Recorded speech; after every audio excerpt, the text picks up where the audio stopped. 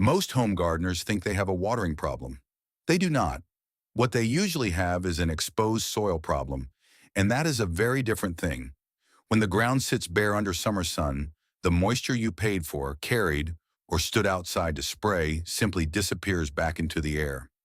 Then the plants begin to struggle, the leaves droop, the fruit slows down, and you end up doing what almost everyone does.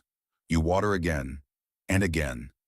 And after a while, the whole garden starts to feel less like a system and more like a chore that can never quite keep up with the weather. That is where a lot of people get discouraged.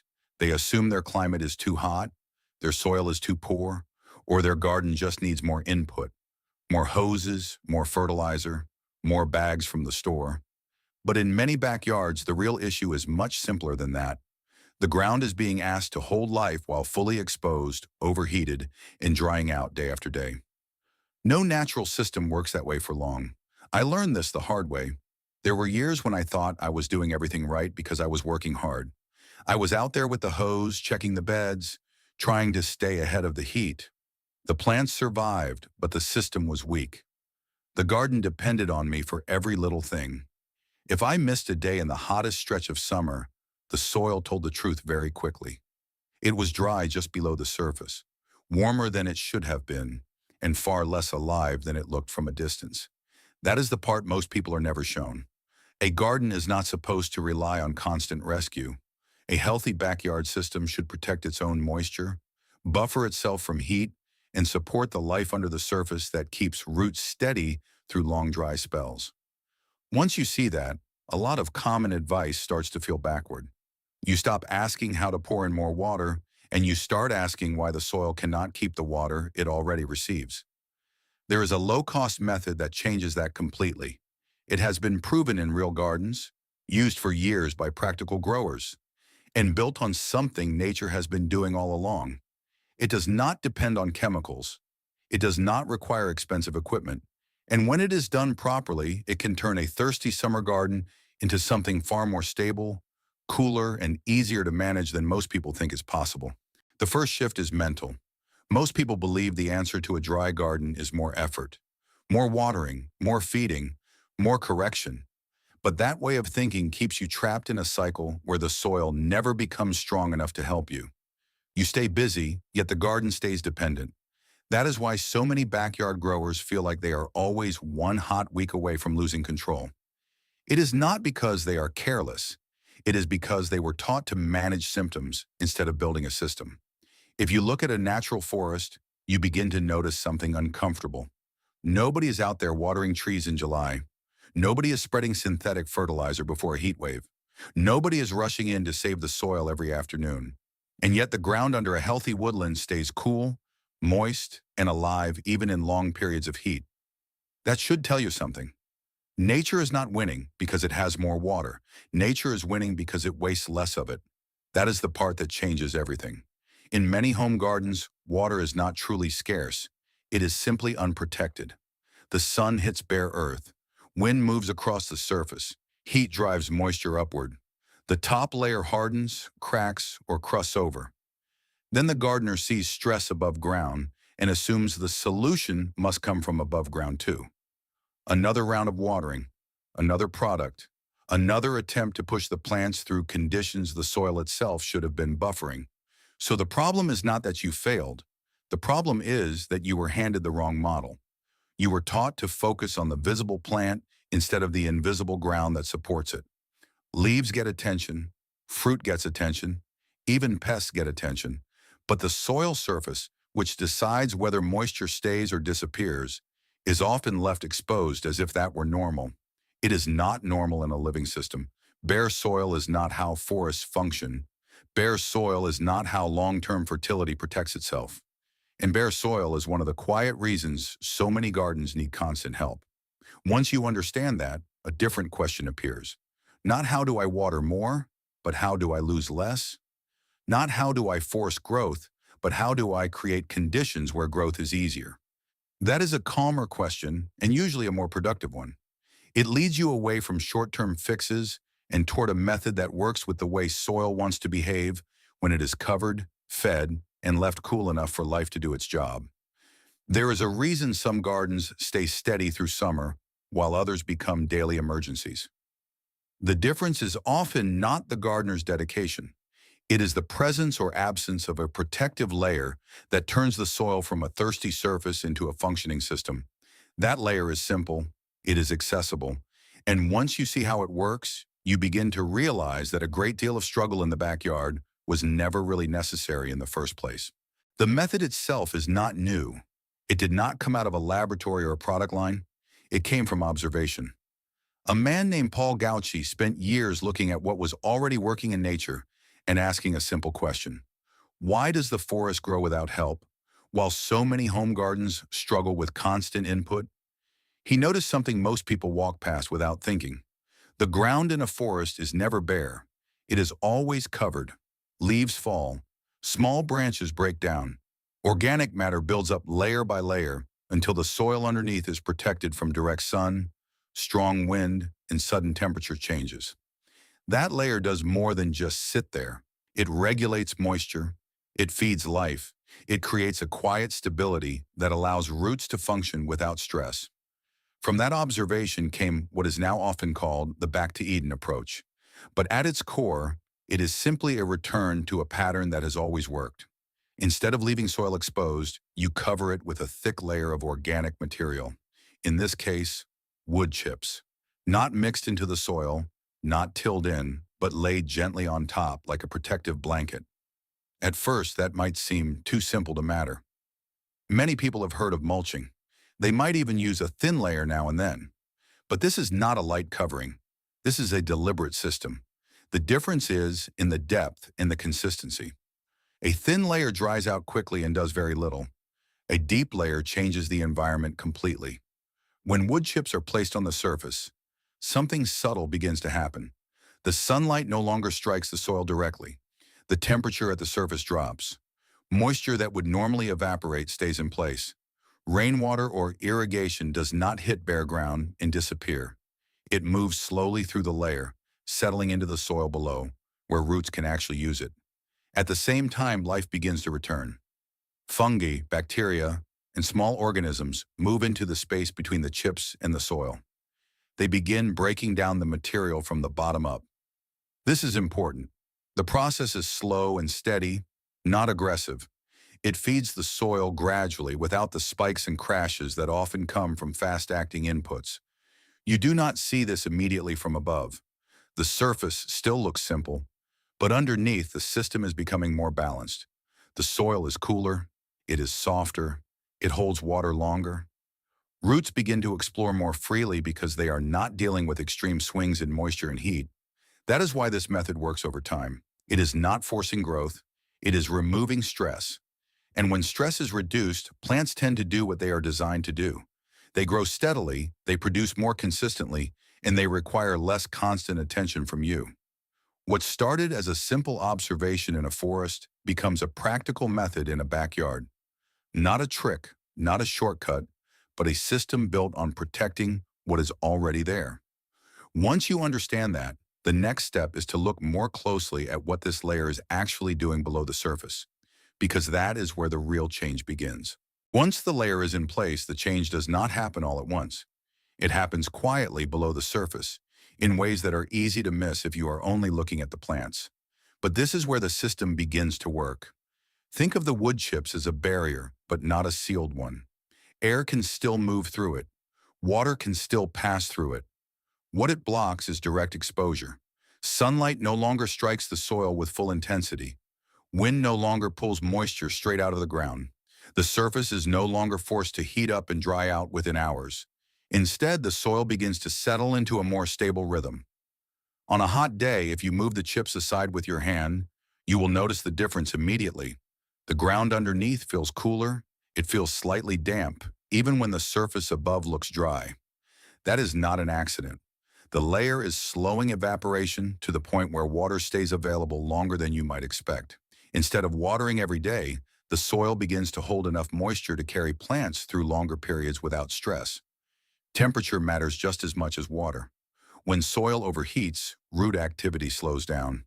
Nutrient uptake becomes less efficient. Microbial life begins to decline. But under a thick layer of wood chips, the temperature remains lower and more consistent.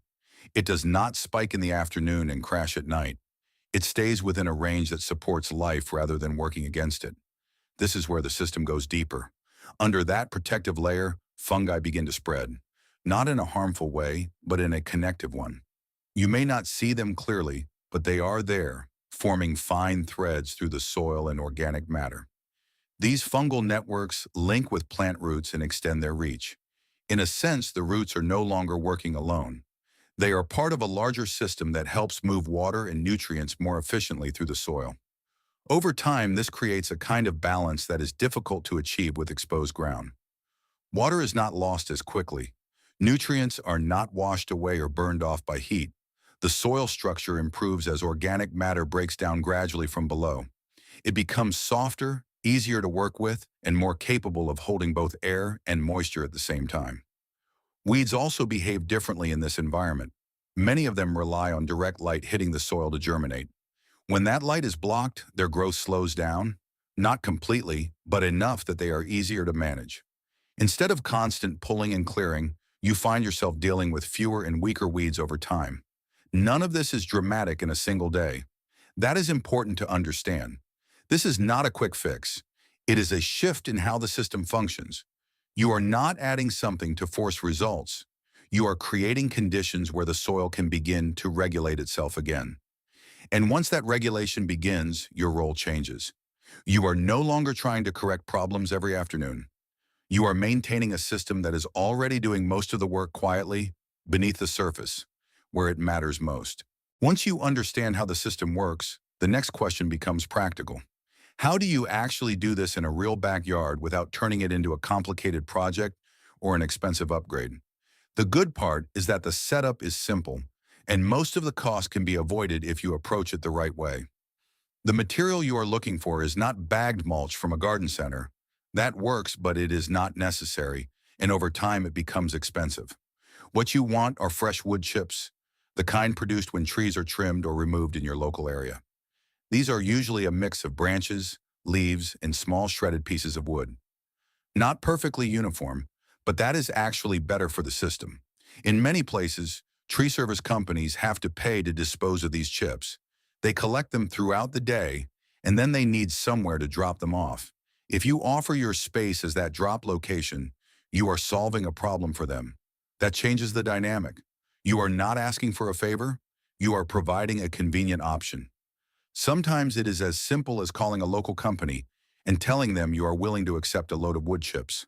In some areas, there are also services like Chip Drop that connect homeowners with arborists who need to unload. The details vary depending on where you live, but the principle is the same.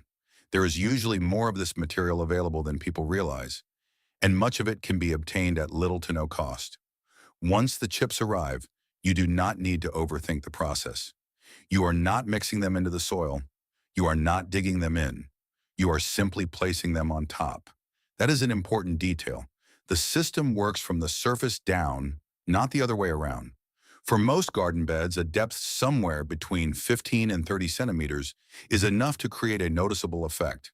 Thinner than that, and the protection is limited. Thicker than that, and you may slow things down more than necessary, especially in the beginning. You can adjust over time, but starting within that range gives the soil a proper layer to work with. If you are planting into the bed, you can gently move the chips aside, place your plant into the soil, and then pull the chips back around it without covering the stem. The goal is to keep the soil protected while still giving the plant space to establish itself. After that, you leave the layer in place and let the system begin. Watering does not stop immediately. In the early stage, the soil is still adjusting, and the chips themselves are dry. But over time, as moisture begins to stay in the ground longer, you will notice a change. The intervals between watering become longer. The urgency fades. You are no longer reacting to dryness every day. Compared to buying bags of mulch from a store, the difference in cost becomes clear very quickly. A single load of wood chips can cover a large area, something that would otherwise require many bags and a significant expense. And unlike thin layers that break down quickly, this system is designed to last and improve over time. There is no special tool required, no complicated schedule, just a layer, placed with intention, and left to do what natural systems have always done. That simplicity is what makes it reliable, especially for a backyard where time and resources are limited. The results do not arrive all at once.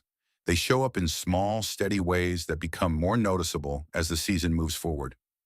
In the first couple of weeks, you may not see much from above. The plants look similar. The beds look recently covered. But if you pay attention to the soil itself, you begin to notice a difference. When you reach under the layer, the ground is not as dry as it used to be. Even after a warm day, there is still some moisture held in place. After a few more weeks, the pattern becomes clearer. You are watering less often, not because you decided to, but because the soil no longer demands it as frequently. The surface is no longer exposed, so the daily loss slows down. Water stays where it is needed. The roots begin to experience a more consistent environment, and that stability shows up in the way the plants grow. Not in sudden bursts, but in steady, even development. By the middle of the season, the change in workload is usually the first thing people notice. The garden does not call for attention in the same urgent way. You are not checking moisture levels every afternoon. You are not rushing out with a hose at the first sign of heat. The system has started to buffer those extremes. That does not mean you never water, but it means you are no longer tied to a daily routine that feels like maintenance. The soil itself also begins to change in texture. Under the layer, it becomes softer and easier to work with. It holds together without becoming compacted. It breaks apart without turning to dust. That balance between air and moisture is what allows roots to move more freely. And when roots can move, they can access more of what they need without depending on constant input from above. Weeds, which used to appear quickly in bare soil, tend to slow down. Some still come through, but they are fewer and easier to manage. Without direct light reaching the surface, many seeds simply do not get the signal to grow. That reduces another source of ongoing work and allows you to focus more on the plants you actually want to keep. As the months pass, the layer of wood chips begins to settle and break down slowly from the bottom. This is not a fast process, and that is a good thing. It feeds the soil gradually, adding organic matter in a way that supports long-term structure rather than short bursts of fertility. You are not adding nutrients in spikes. You are building a base that continues to improve with time. By the end of the season, the difference is no longer subtle. The garden feels more stable. It requires less constant correction. It holds moisture longer. It recovers more easily from heat. And perhaps most importantly, it no longer feels like something that depends entirely on your daily effort to survive. This is where the larger benefit becomes clear. You are not just saving water or time. You are building a system that reduces your dependence on outside inputs. Fewer trips to the store, fewer adjustments during the week, less pressure to keep everything perfectly managed at all times. The garden begins to function more like a living system and less like a project that needs constant attention. That shift does not happen overnight, but once it begins, it tends to continue. Each season builds on the last. The soil improves, the workload stays manageable, and the space you are working with becomes something you can rely on, not something you have to constantly rescue. After a full season, what stays with you is not just the visible growth. It is the feeling that the garden has become quieter, less reactive, less dependent on daily correction. You begin to trust it in a different way because it is no longer shifting so quickly with every change in weather. The soil holds steady. The plants follow that stability, and your role becomes more about observation than constant intervention. That is an important change. When a system works, you do not feel the need to keep adjusting it. You spend less time fixing and more time noticing. You start to see patterns. How the soil stays cool even on hot days. How moisture remains a little longer after a light rain. How the plants move through the season without the same signs of stress you used to expect. It also changes how you think about resources. Water becomes something you manage more carefully, not because it is scarce, but because you are no longer wasting it. Inputs from the store become less central because the soil is beginning to support itself. Over time, that leads to a kind of independence that many people are looking for, but rarely find through quick solutions. This is not about doing everything perfectly. It is about setting up one part of the system correctly and allowing it to carry some of the weight. A single bed covered properly can show you the difference within one season. You do not need to convert your entire backyard at once. In fact, it is often better to start small, observe, and adjust based on what you see. If you decide to try it, keep it simple. Choose one area, apply a proper layer, pay attention to how the soil behaves over time. Notice how often you feel the need to water and how that changes as the weeks pass. Let the results guide you rather than forcing expectations onto the process. There is a tendency to look for complicated answers when something is not working, but sometimes the solution is closer to what has always worked, just applied with intention. A covered soil is a protected soil, and a protected soil is far more capable of supporting life without constant input. You may still water, you may still adjust, but you will likely find that the urgency fades. The garden becomes something you work with, not something you struggle against. And that is usually the point where growing food starts to feel less like a task and more like a steady, reliable part of your everyday life.